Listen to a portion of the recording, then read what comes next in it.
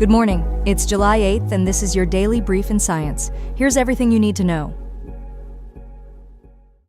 A recent study published in Nature Medicine reveals alarming projections about gastric cancer, estimating that 15.6 million people worldwide could develop the disease during their lifetime. Notably, 76% of these cases are linked to the bacterium Helicobacter pylori, highlighting a significant public health concern. The research emphasizes the urgent need for increased investment in gastric cancer prevention initiatives, particularly targeting younger populations to reduce future risks. Asia is expected to bear the majority of new stomach cancer cases, with India and China identified as the most affected regions. Additional cases are anticipated in the Americas, Africa, and Europe as well.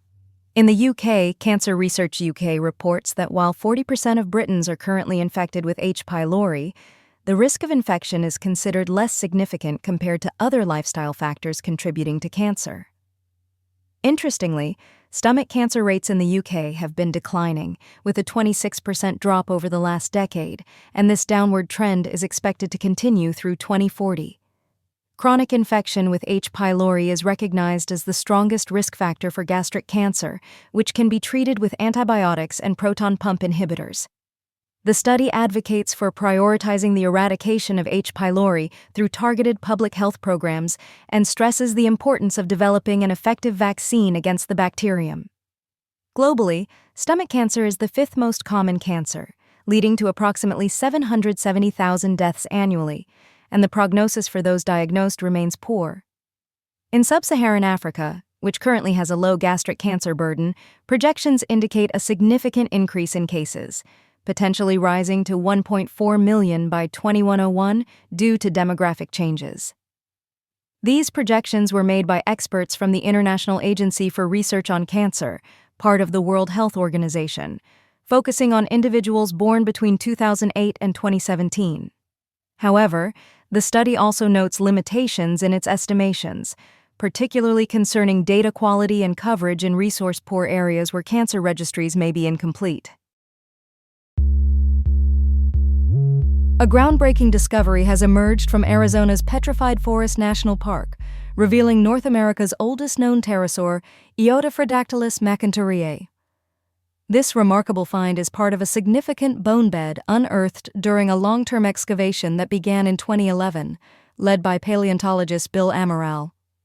The bone bed contains 1,468 fossils, showcasing a diverse Triassic ecosystem that thrived millions of years ago. Among the fossils, researchers have identified over 1,200 individual specimens, including bones, teeth, and coprolites, which paint a picture of a complex ecosystem filled with fish, amphibians, and reptiles. The well-preserved jawbone of Eotaphrodactylus, comparable in size to a small seagull, suggests that this pterosaur likely preyed on hard-bodied creatures such as primitive fish. The discovery is pivotal for understanding the evolutionary history of pterosaurs, which were among the first animals to achieve powered flight. This site also marks a crucial transition in terrestrial vertebrate communities, where ancient species coexisted alongside evolutionary newcomers like frogs, turtles, and pterosaurs. The fossil finds are vital for piecing together the ecosystem that existed before the mass extinction event that ended the Triassic period, which is believed to have been triggered by volcanic eruptions. This research helps to bridge a 13-million-year gap in the fossil record leading up to the end Triassic extinction, though a 7-million-year gap remains. The collaboration between the National Museum of Natural History and Petrified Forest National Park has been instrumental in uncovering these significant paleontological findings. The bone bed also includes fossils of giant amphibians, freshwater sharks, and some of the oldest turtle remains, highlighting the biodiversity of that era. The pterosaur's name, Eotaphrodactylus macinturiae, honors museum preparator Suzanne McIntyre for her contributions to the excavation and reflects the volcanic ash context that assisted in dating the fossils. Utilizing modern scanning techniques, the research team successfully identified this new pterosaur species, further enriching our understanding of prehistoric life. The melting of glaciers may have far-reaching consequences beyond rising sea levels. A new study warns that this phenomenon could lead to an increase in the frequency and explosiveness of volcanic eruptions around the globe, further exacerbating climate change. Conducted by researchers at the University of Wisconsin-Madison, the study focuses on the retreat of the Patagonian ice sheet and its impact on volcanic activity in the Chilean Andes, specifically analyzing 6 volcanoes, including Mocho Chocuenco. Fieldwork revealed that the thick ice cover over the Mocho Chocuenco volcano suppressed eruptions for thousands of years, allowing magma to accumulate until the ice began to retreat.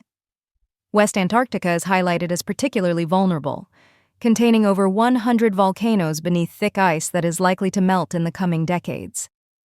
This phenomenon of increased volcanic activity is not confined to Iceland. Similar patterns have been observed in Antarctica, North America, New Zealand, and Russia. Historically, thick glacial ice has suppressed volcanic eruptions, and the end of the last ice age saw rapid glacier melting that resulted in explosive eruptions due to decreased pressure on magma. Increased volcanic activity can have significant implications for the global climate, as eruptions release aerosols that may temporarily cool the planet, but the accumulation of greenhouse gases over time could contribute to long-term global warming. Scientific reviews emphasize the urgent need for further research into the effects of climate change on volcanic activity, which could help prepare for potential damages from eruptions and their feedback effects on climate. The study was presented at the Goldschmidt Geochemistry Conference in Prague and is currently under review for academic publication. Notably, there are 245 potentially active volcanoes located under or near ice, raising concerns about increased volcanic activity as glaciers continue to melt. Previous research indicated that volcanic activity increased globally 2 to 6 times following the last ice age, but this study is among the first to detail the processes behind this phenomenon.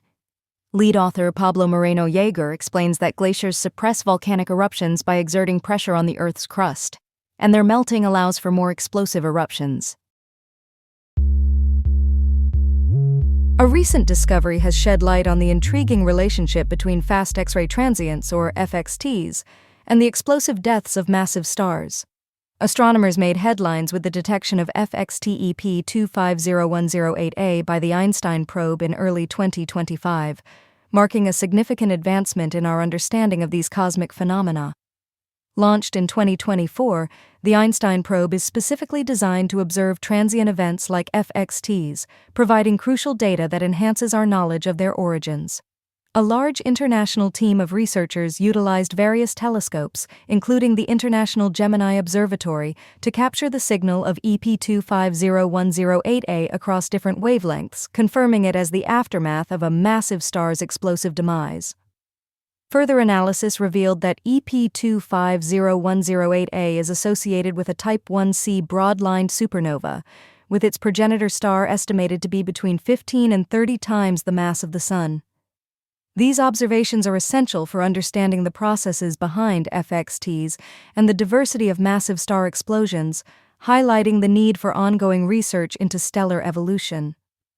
Interestingly, the research indicates that FXTs may be more common than gamma-ray bursts, or GRBs, which have historically been detected about once a year, compared to several FXT detections each month since the launch of the Einstein probe. EP250108a's characteristics suggest it is likely a failed gamma-ray burst, where energetic jets produced by the dying star do not escape its outer layers, resulting in X-ray emissions instead of the typical gamma-ray signatures. The team conducted extensive observations over 6 days following the detection, revealing similarities between EP250108a and previous supernovae linked to GRBs. These findings support a broader connection between GRB supernovae and FXT supernovae, indicating that FXTs may arise from weak or trapped jets in massive star explosions. The research underscores the importance of both the International Gemini Observatory and the upcoming Vera C. Rubin Observatory in enhancing our understanding of stellar evolution and the diverse outcomes of massive star explosions. A groundbreaking development in emergency medical transport has emerged from researchers at the University of Texas at Arlington and UT Southwestern Medical School. They have created an innovative adaptive spine board overlay designed to prevent pressure injuries during patient evacuation, a pressing concern in critical care situations. Pressure injuries can complicate treatment and lead to longer hospital stays, with U.S. costs estimated at up to $151,700 per case. Alarmingly, around 60,000 annual deaths are attributed to these injuries. Research indicates that prolonged immobilization during transport significantly contributes to this issue, as over 50% of casualties transported during the Iraq War experienced pressure injuries.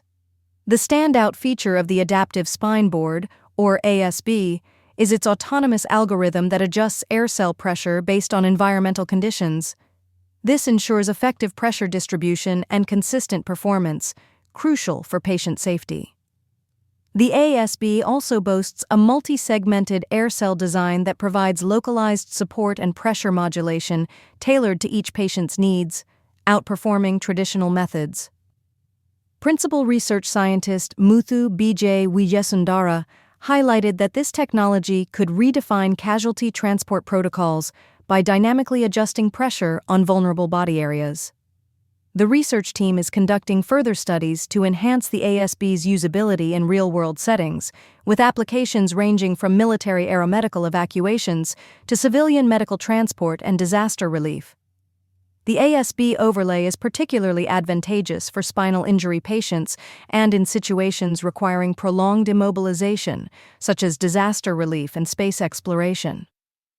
Existing technologies like vacuum spine boards often fail to maintain pressure below critical thresholds, emphasizing the need for advancements like the ASB.